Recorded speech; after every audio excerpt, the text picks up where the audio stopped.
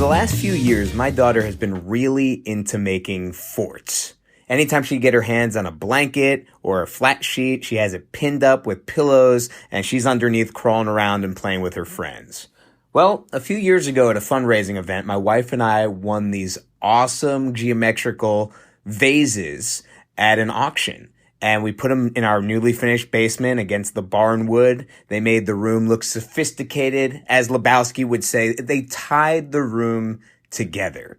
Well, one day our daughter was having a play date, and she and her friend went downstairs to play. And within 5 minutes, I hear crash, crash. Well, what had happened is my daughter decided to make a fort. And instead of using pillows as supports for the blanket, she used our beautiful geometric vases, then promptly crawled underneath and stood up, to which effect both vases smashed on the concrete floor. This is why we can't have nice things.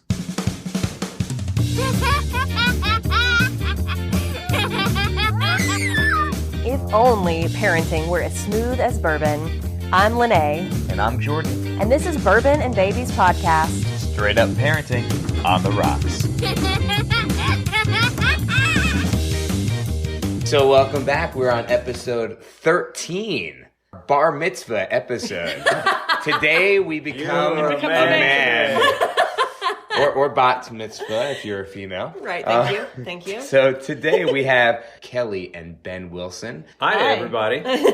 We have been introduced by Mr. Ben to a delicious cocktail called the Man of War. And Ben, do you mind describing real quickly what the Man of War is?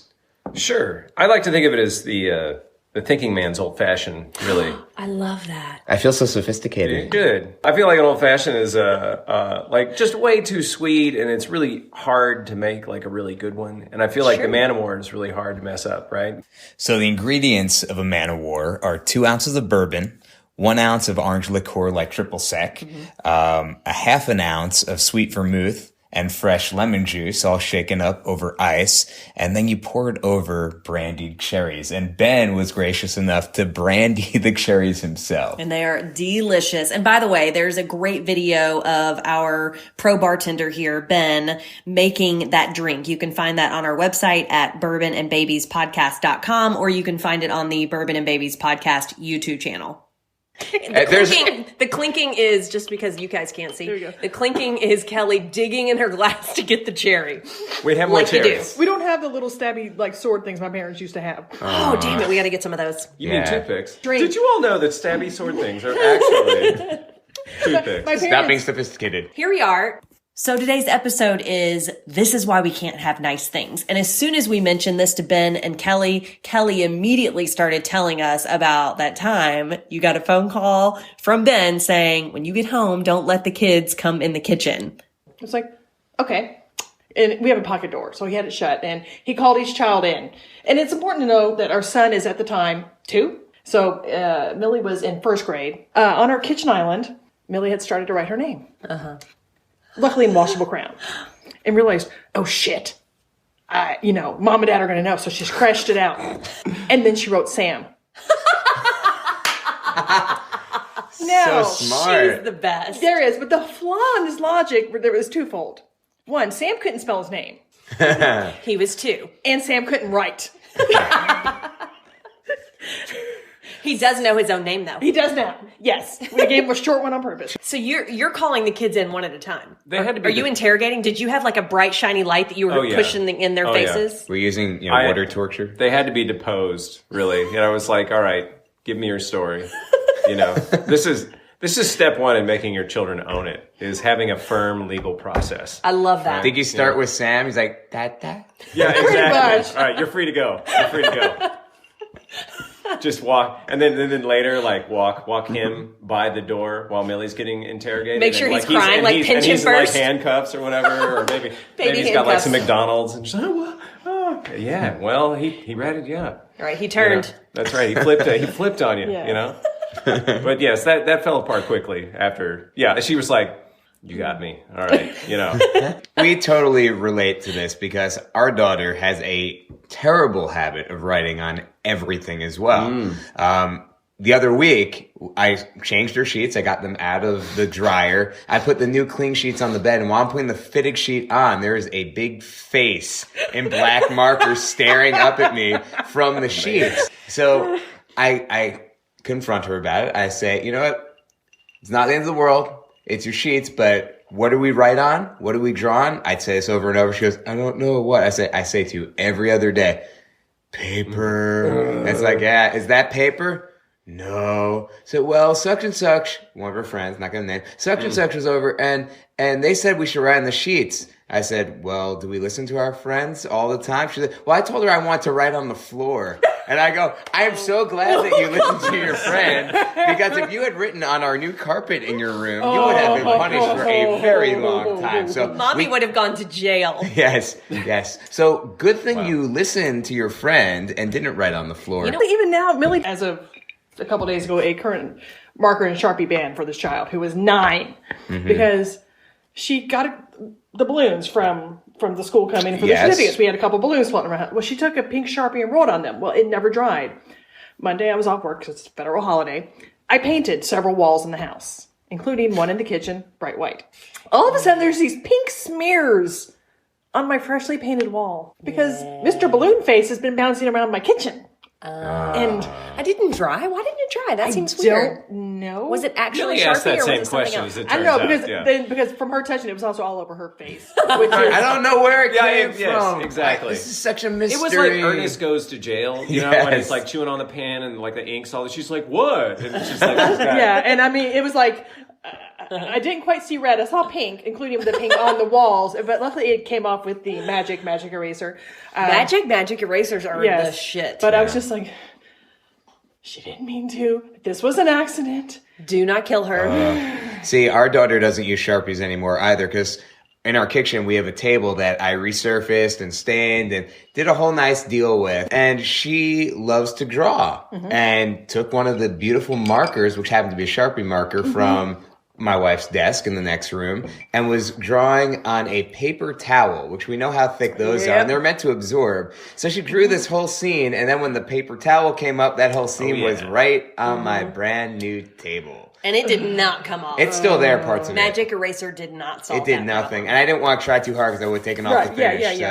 Yeah. So slowly it's kind of started to fade, but I still see faces on that table. So Ben, you strike me as kind of like a Peter Pan type soul. Like anyone, you totally are. He is. Like anyone who has been around our school, or even the other day when we were at the birthday party, he's on the trampolines with the kids. He's always in it. I know you're a cyclist. It's true. Everybody thinks you work there because you are so like committed to being with the kids. You're the guy who would like jump in the puddle instead of walking around it. Is that correct? That's fair. That's accurate. You know, the one who sees, a slightly frozen puddle and just wants to like step in it and break it because it kind of feels good.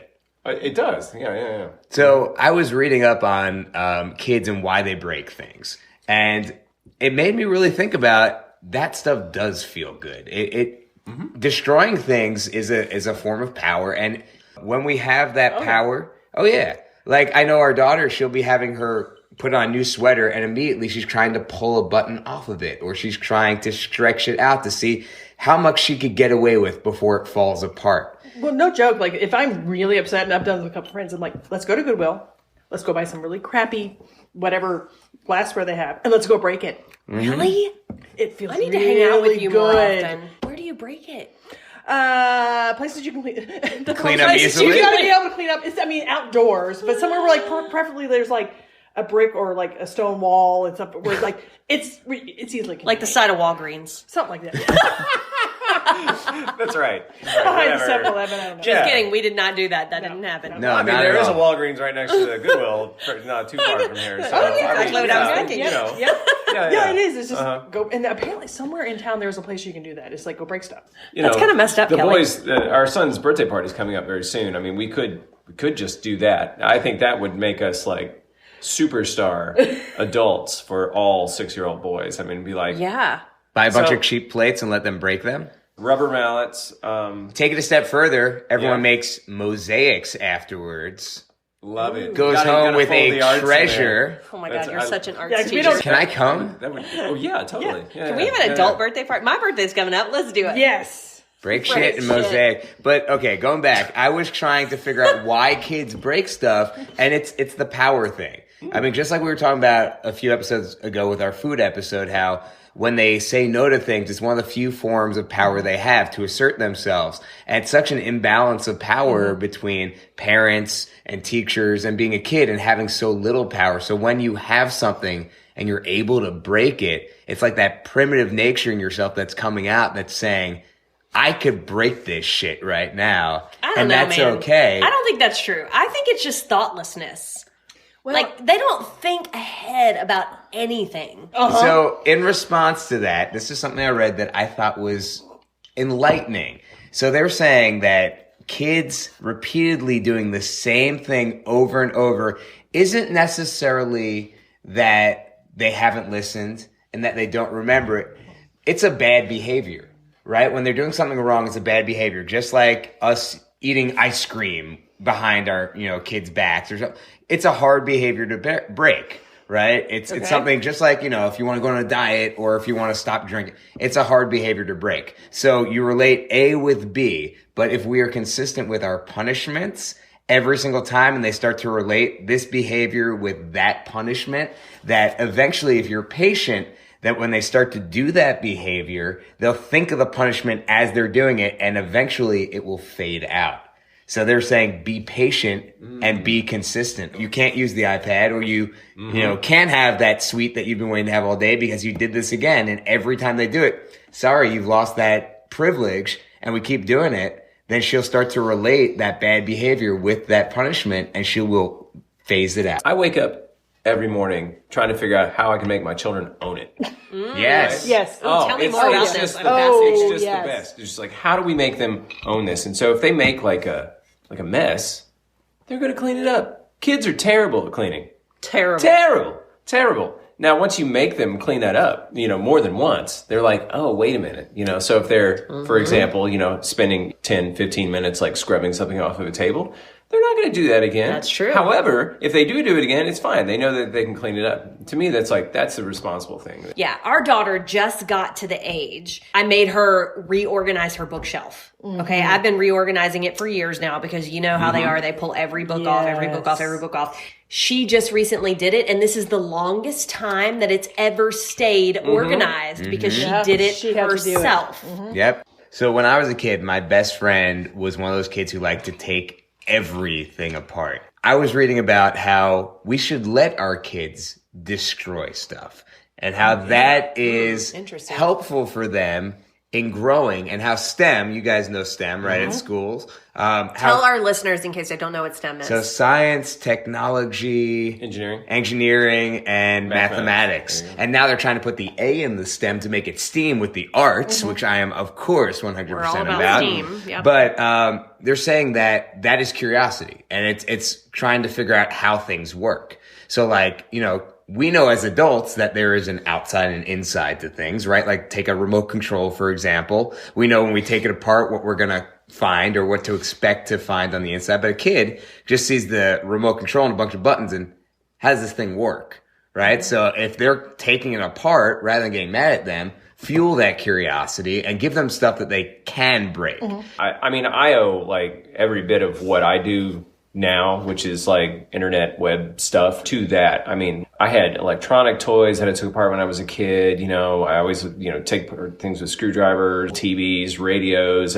My favorite were like little mechanical toys and stuff like that. And that stuff was just fascinating. I could never put it back. Did it actually have like sprockets inside? Oh yeah, totally. I remember a major, like my brother broke my, I had a van that looked like the Mr. T's van from the A-Team. I pity the fool. That's right. But it wasn't the A-Team van because it could stand up on two legs. It was the B-Team. Which was, it might have been. Like Transformers meets A-Team. Right, and you could push a button and it would like stand up on its hind legs. It was amazing. It was like a low-rent Transformers / A-Team, which was perfect. That's exactly what I wanted as a child. But my brother broke it, and like the one of the legs wouldn't come down. And I was probably 8 years old, and I took a screwdriver to it and I put it back together, and I made it work. And oh my goodness, I was like, I was like, that's it. I'm Mr. Wizard. You're a genius. You're a MacGyver. I am. Yes, I was. In fact, that would have been. Gave you that like would have 2 been MacGyver. toothpicks, a piece of duct tape, and a match. That is You pretty. need aluminum foil. Always. Don't get me started on it. That is super empowering, though, as a kid.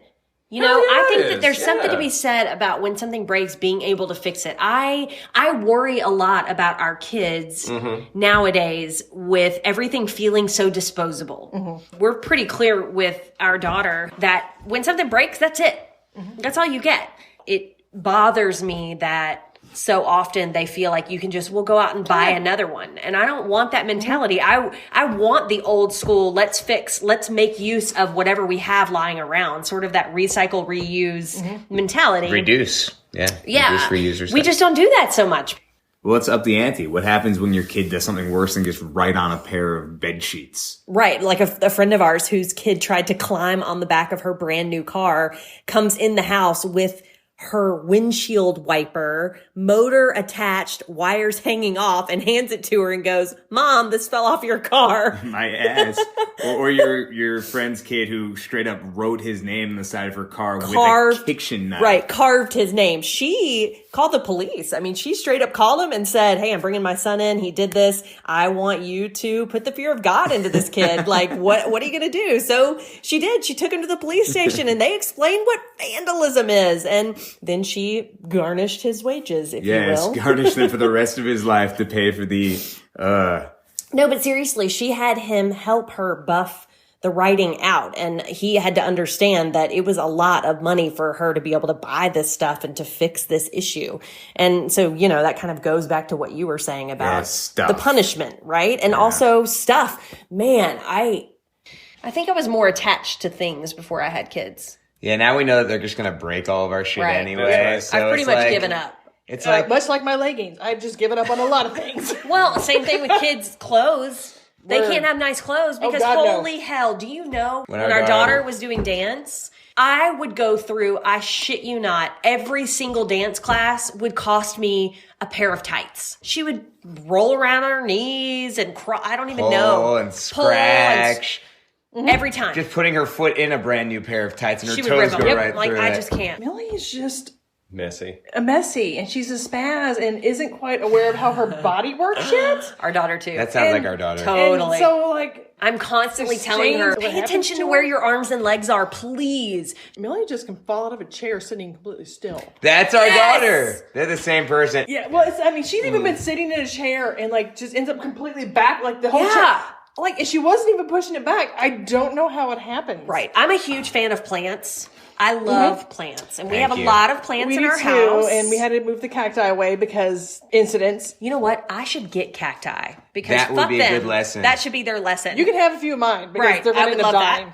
that. I love plants, and we have these. I was so excited because I finally found these 2 like table trays. Okay. That could go in the window that would hold more plants. So it was like my excuse to go get more plants. Well, our daughter, again, sitting up straight. I don't even understand how it happened. She totally just Fell off the bench of the dining room table, knocked over the table she was talking about, which then closed on her arm. So her arm was like latched in there. Oh my God. How she didn't break the window because it all fell right into the new window. 3 giant, heavy potted plants. All over the floor. Dirt Wow. everywhere. The plants, I don't even know if they survived. Did we have to throw them away? They survived. They survived. Luckily, she didn't ruin those. But I like, would have killed her. you would think that falling off of a bench, having your arm clamped between the parts of a table, you learn to sit on your ass and not sit on your Right? feet. This No. goes to what you were saying earlier. This is a punishment. But Did that's it a actually make a punishment. difference? No, that Did was she a do the same consistent thing the thing. next week? So did the plants go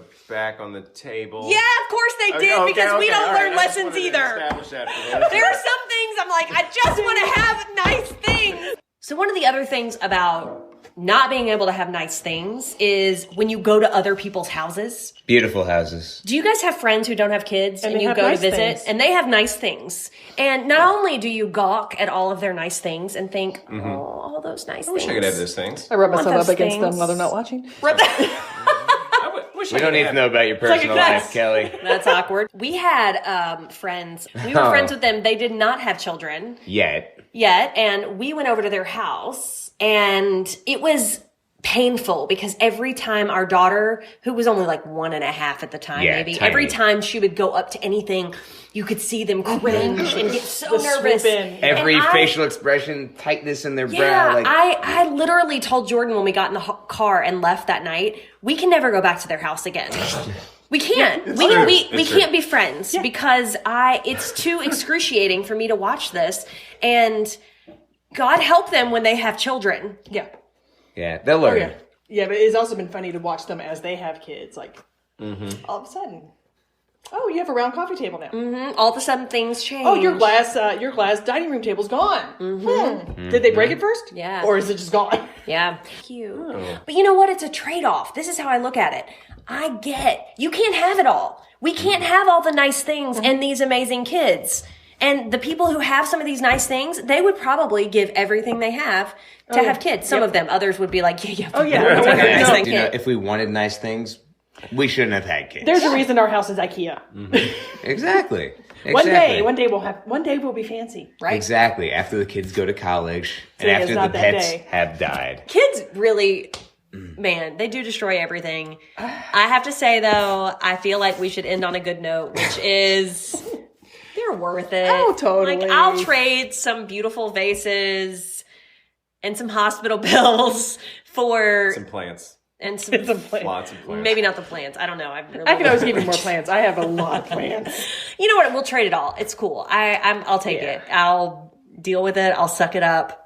We'll have some broken things. And at the end of the day, we'll have some awesome kids. And hopefully we'll teach them that making a mess is okay sometimes. And breaking things happens. And luckily, we have lots of friends who have kids who are very understanding of the mess that is our house. And our family. Shit doesn't really matter. No. Like, who cares about stuff? Like, let's just let go of the stuff now, and we will spend our extra money that we would have spent on the stuff that our kids would have probably broken anyway. On hospital bills. And scene. All right, ladies and gentlemen, that is it for episode 13. That is it for episode 13 of Bourbon and Babies. L'chaim. Don't forget, guys, subscribe to Bourbon and Babies. Share that episode. Rate us. And as always, we love our babies. We love our bourbon. And please drink responsibly. We'll see you next week. Bye. Bye.